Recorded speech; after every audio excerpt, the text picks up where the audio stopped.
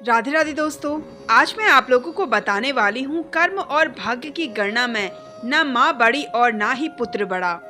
जानते हैं एक सुंदर कहानी के माध्यम से। एक दिन एक नौजवान अकेला बैठा रो रहा था।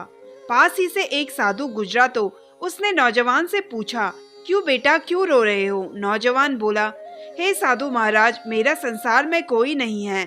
साधु नौजवान के पास बैठ गया और पूछा, बहुत ही दुख हुआ, क्या हुआ तुम्हारे माँ पिताजी को? नौजवान बोला, कुछ नहीं, माँ तो बिल्कुल ठीक है। साधु ने फिर पूछा, तुम्हारे भाई और बहन?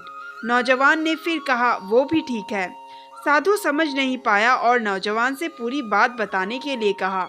नौजवान बोला, मुझे इतने वर्ष लग गए यह जानने के लिए कि मेरा कोई नहीं है और किसी को भी मुझसे लगाव नहीं है, न माँ पिताजी को और न ही भाई बहन को। मैंने सबके लिए इतना कुछ किया, परंतु सब न जाने क्यों मुझसे इतनी नफरत करते हैं। मैंने तो किसी का कुछ नुकसान भी नहीं किया, बुरा भी नहीं किया, कभी किसी से धन की लालसा भी नहीं रखी। साधु परेशान हो गया कि आखिर बात क्या है। उसने नौजवान से अपनी कहानी सुनाने के लिए कहा। नौजवान ने सुनाई अपनी कहानी।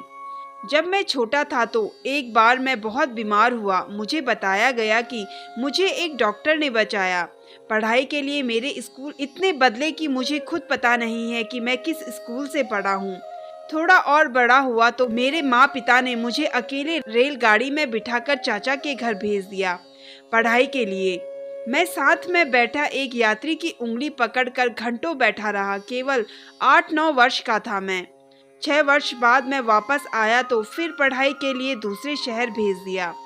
फिर नौकरी लग गई। फिर नौकरी के लिए शहर से बाहर चला गया।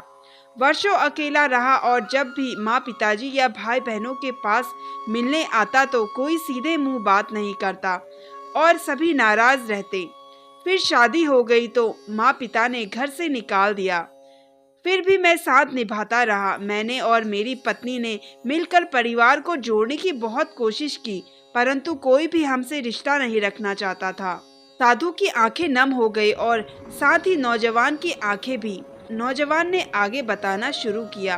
फिर मेरी नौकरी बाहर दूसरे राज्य में लग गई और हमें वहां जाकर रहना पड़ा, परंतु जब भी मैं वापस मिलने आता तो हमेशा रोकर ही वापस जाता। किसी का व्यवहार नहीं बदला था। फिर पिता बीमार रहने लगे। उनकी देखभाल के लिए जब भी मैं आता 4 बातें सुनकर ही जाता। फिर एक दिन उनकी तबीयत और बिगड़ गई और उनका निधन हो गया। साधु ने नौजवान से सर पर हाथ रखकर कुछ शांत करने की कोशिश की, परंतु नौजवान अपनी बात सुनाना चाहता था। नौजवान ने फिर बताना शुरू किया। मेरे पिता की मृत्यु पर कोई नहीं आया और केवल मैंने और मेरी माँ ने पिता की मृत्यु के बाद के सारे कार्य पूरे किए। हैरान था कि जिन बच्चों को हमेशा मेरे माँ पिताजी ने सबसे ज्यादा प्यार किया, आर्थिक सहायता दी, वो मेरे पिता के गुजर जाने के बाद इतने दूर कैसे हो गए। और सबने कहना शुरू कर दिया कि अब मुझे ही अपनी माँ का ख्याल रखना है और अपने पास रखना है और अब उनको माँ से कोई मतलब नहीं था। साधु भी परेशान हो गया और नौजवान से आगे बताने के लिए कहा। नौजवान ने फिर बताना शुरू किया। मैं अपनी माँ को अपने साथ दूसरे शहर ले गया, परंतु हैरान था कि वहाँ भी मेरे ही घर में रहकर वो सारा दिन मेरी और मेरे परिवार की बुराई मेरे बहन भाइयों से करती रहती। मैंने उनका बहुत ख्याल रखा। पहले वो खाना खाती, फिर हम खाते, परंतु महसूस हुआ कि उनका मुझसे या मेरे परिवार से कोई भी लगाव नहीं था। कुछ दिन रहकर उन्होंने वापस अपने शहर जाने की जिद की और मैं उनको वापस ले आया। फिर वही शुरू हो गया। मेरे लिए मेरी माँ और भाई बहनों के दिल में केवल नफरत ही थी। जो भाई बहन अपने खुद के पिता के देहांत के बाद मिलने भी नहीं आए, वही मेरी माँ को सगे लगते थे। मैंने अपनी माँ को बहुत समझाने की कोशिश की, परंतु वह नहीं मानी। आखिरकार वो मेरे छोटे भाई के घर रहने चली गई और वही रहने लगी। साधु बोला, फिर क्या हुआ? फिर एक दिन अचानक उन्होंने वापस आकर फिर मेरे साथ रहने का फैसला किया, परंतु अब मैं तैयार नहीं था। मेरा परिवार इन सब घटनाओं से बहुत परेशान हो चुका था और अब आगे सहन करने को तैयार नहीं था। जिस माँ पिता ने, भाई बहनों ने इतने वर्ष तक मेरा सिर्फ शोषण किया हो, आज मेरी मदद मांग रहे थे, क्योंकि माँ को कोई भी रखना नहीं चाहता था।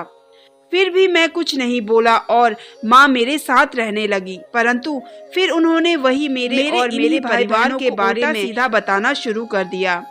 रोज घर में झगड़े होने लगे और हार कर मैंने अपनी माँ को वापस उन्हीं के घर छोड़ने का निर्णय लिया।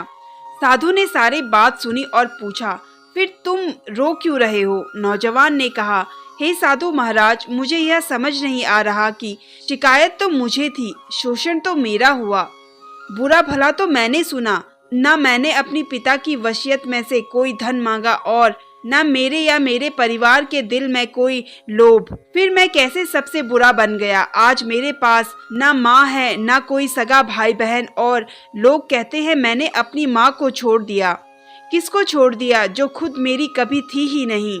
छोड़ तो उन्होंने मुझको दिया। साधु मुस्कुराए और बोले, नौजवान लोग कहते हैं माँ से बढ़कर कुछ नहीं, परंतु माँ से बढ़कर है और वो है कर्म।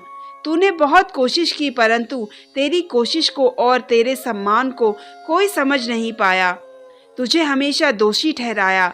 यह कसूर और बदकिस्मती तेरी नहीं उनकी है। पछतावा तुझे नहीं उनको होना चाहिए जिन्होंने अपने सबसे बड़े पुत्र और एक भाई को समझने में इतना विशाल भूल कर दिया। कर्म के हिसाब से सब बराबर है, ना माँ बड़ी और ना ही पुत्र, ना ही पिता और ना ही भाई बहन। कर्म सिर्फ कर्म देखता है। आज तेरा यूं अकेले बैठकर यह सोचना ही बताता है कि तेरी तरफ से तूने बहुत कोशिश की, परंतु जब उनके भाग्य में ही तुझसे सुख प्राप्त करना नहीं था तो कहां से मिलता? इसमें तू क्या करेगा? इसलिए पछताना छोड़ और अपने परिवार और अपने भविष्य को संवार। यह कहकर साधु वहां से चल दिया और साथ ही लगाव, सम्मान और भावनाएं एक तरफा नहीं होती। बिना लालच या लोभ से की गई सेवा धर्म के समान होती है और सही गलत का फैसला कर्म के आधार पर होता है।